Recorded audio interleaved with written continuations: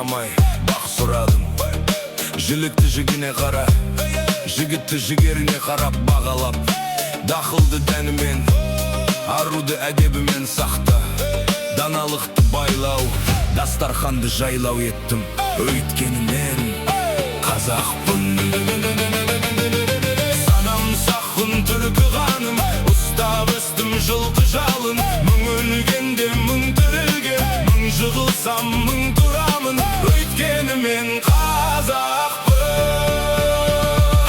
қастандықтан қаным ақса да, жауыздықтан жаным ақса да, адал